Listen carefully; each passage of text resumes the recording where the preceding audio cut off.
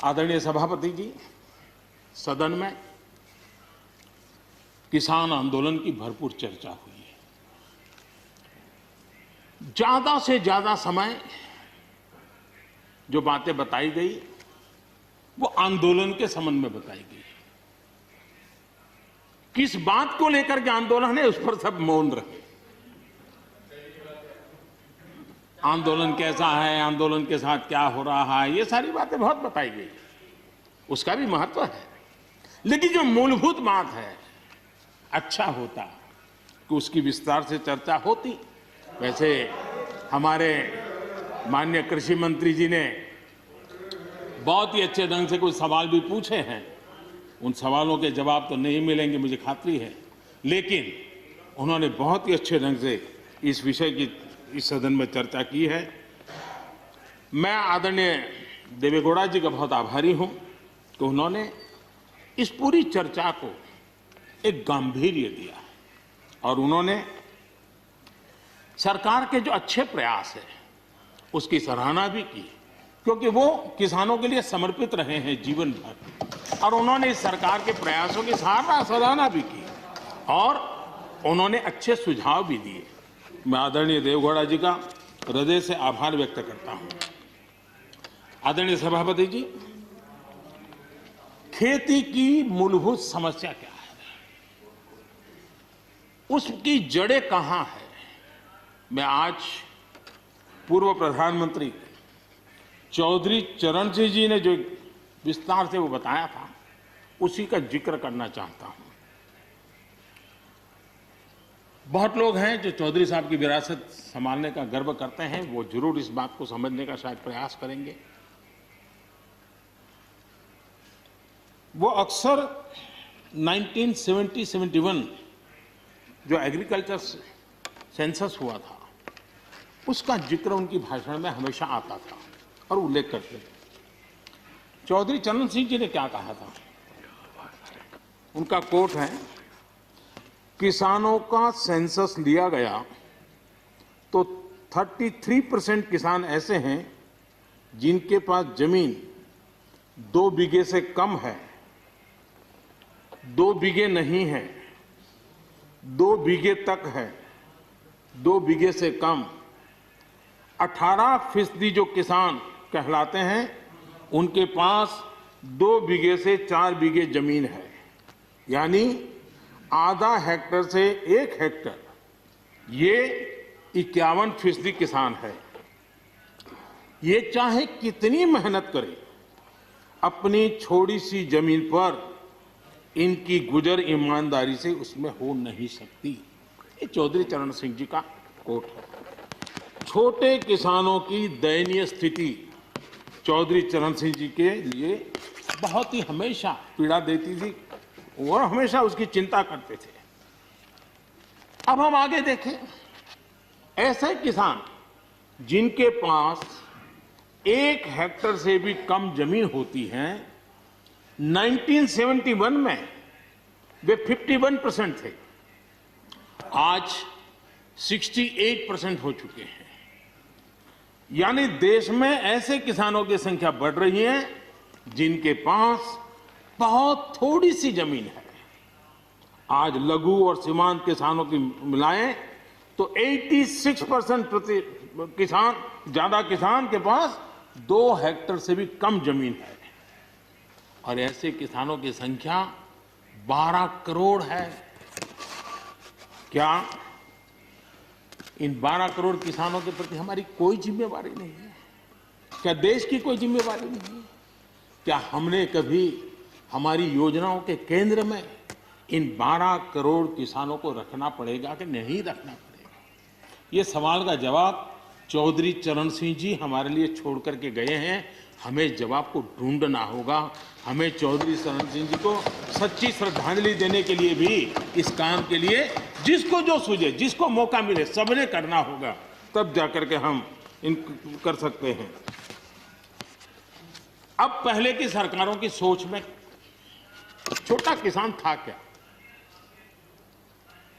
अगर एक बार हम थोड़ा सोचेंगे तो ध्यान आएगा। मैं आलोचना के लिए नहीं कह रहा, लेकिन हमने सचमुच में, हम सब ने सोचने की आवश्यकता है। जब हम चुनाव आते ही एक कार्यक्रम करते हैं कर्ज माफी।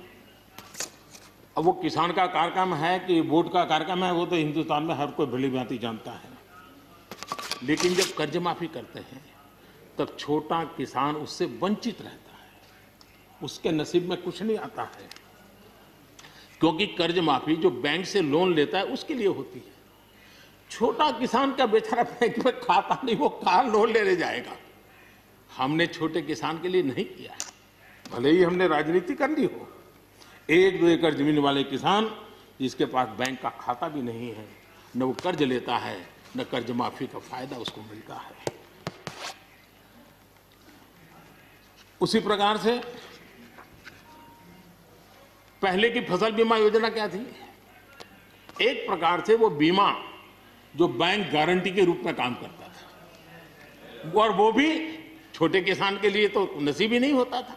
वो भी उन्हीं किसानों के लिए होता था जो बैंक से लोन लेता था और उसका इंश्योरेंस होता था, तो बैंक वालों को भी एक विश्वास हो जाता था, चल जाता था।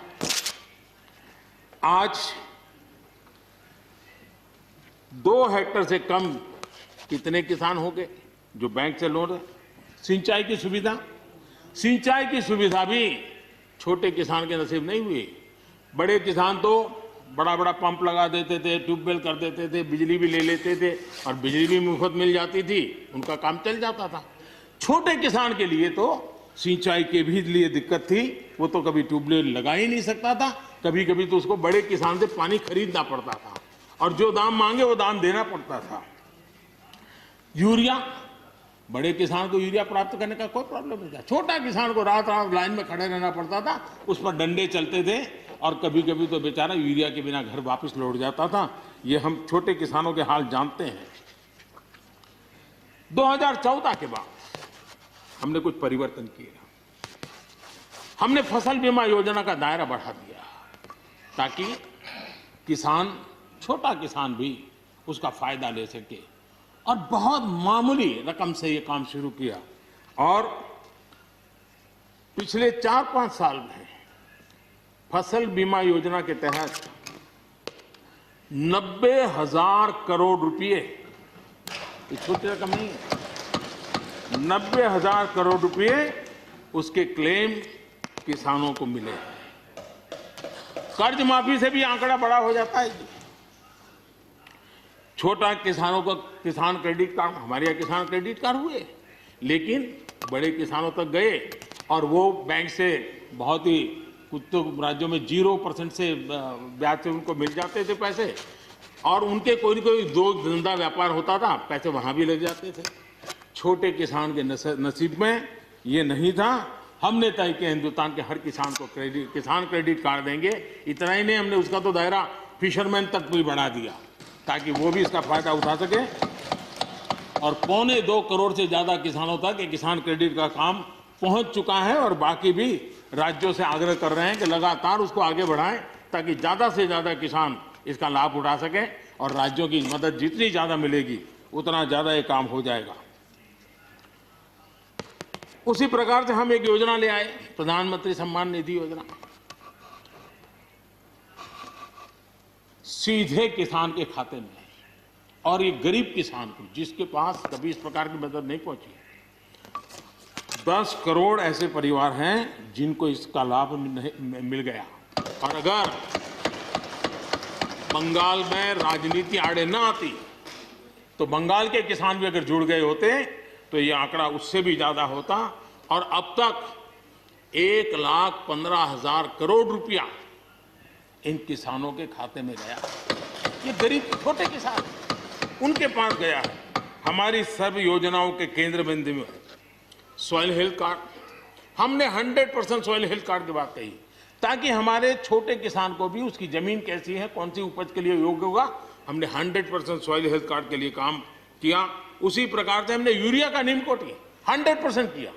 100% के पीछे इरादा हमारा यही था कि गरीब से गरीब किसान तक भी यूरिया पहुंचने में रुकावट ना हो, यूरिया डाइवर्ट होता है बंद हो, और उसमें हम सफल भी हुए। छोटे और सीमांत किसानों के लिए हमने पहली बार पेंशन की सुविधा की योजना लेकर के आए, और मैं देख रहा हूं कि धीरे धीरे हमारे छोटे किसान भी आ रहे हैं। उसी प्रकार से प्रधानमंत्री ग्राम सड़क योजना, प्रधानमंत्री ग्राम सड़क योजना ये सिर्फ एक रोड नहीं है, ये किसानों की गांव की जिंदगी को बदलने का एक बहुत बड़ा यश रेखा होती है और इसलिए हमने उस पर भी बल दिया। पहली बार हमने किसान रेल की कल्पना की। छोटा किसान का माल बिकता नहीं था, आज किसान रेल के कारण गांव का किसान रेलवे के माध्यम से मुंबई के बाजार तक अपना माल बेचने लगा, फल सब्जी बेचने लगा है, उसका लाभ ले रहा है, छोटे किसान को फायदा हो रहा है। किसान उड़ान